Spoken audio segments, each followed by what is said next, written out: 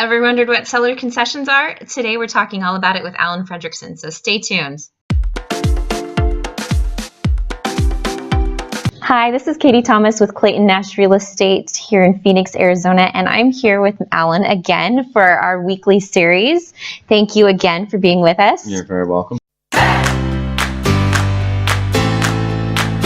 Today's topic kind of goes under both of us, but I want your input since it's so dependent on the mortgage. Right. The question is, what are seller concessions and why do I need them? Right. Okay. So concessions, well, two things. So seller concessions, or just concessions in general, are just a fees that are paid by an interested party. Could be a realtor, could be a seller, could even be a lender. So they're allowed to pay up to a specific percentage of a borrower's closing costs. So when we're talking to them, part of our pre-qualification process is based on how much money they have to use for a house purchase, is to talk to them about whether they're going to need money contributed from an agent, from a lender, from the seller to pay part or all of those closing costs. So the reason I brought you into this is because as an agent, I'm always asking people, how much seller concessions do you need? Because it goes into the contract. Right. But how do they know if they need concessions? So when we're talking to them, if say they have $10,000, right?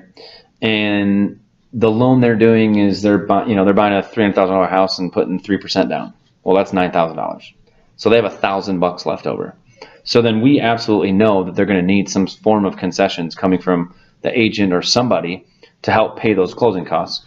So if they're buying a $300,000 house, you figure, good guesstimate would be maybe their closing costs are going to be $6,000. So if they have 10, they're going to need to come up with $5,000 for the remaining difference of those closing costs coming from somewhere else.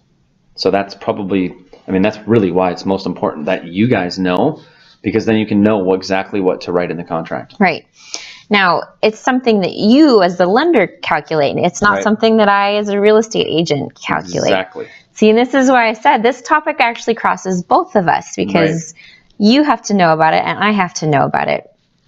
Right. Because when you're talking, you have to call me to talk to me about it, because number one, the pre-qualification letter that we send, or the pre-approval letter that we're going to send, is going to have a box checked on it that's going to say, do I need seller concessions or not? Yep. So if it says yes, well, then that's kind of the trigger for having you to call me to say, well, how much do they need? How much do I need to ask for? Kind of thing. Yeah. So that's why they go hand in hand. And it's so important that we know in advance so that we can get that into that contract. Exactly. Nothing worse than getting to the point where we're about to close and I tell you how much as a buyer you have to bring to the table and you're like, well, I don't have that. I was supposed to get that. And we're in a really bad situation. Right. You can't, at that point, it's really hard to go back to the seller and be like, hey, by the way, we need you to. Right. Absolutely. Well, and that's why it's so important that you got to work with the right lenders, so you're in constant communication back and forth, so you don't have that problem happen. Exactly. And you need a good lender who's going to be in communication both with your agent as well as the seller's agent, so that everybody can kind of be on the same page. So. Absolutely. Thank you for your time, Alan. You're welcome. Thanks for stopping by. Thank you for tuning in, and we'll catch you on the next one.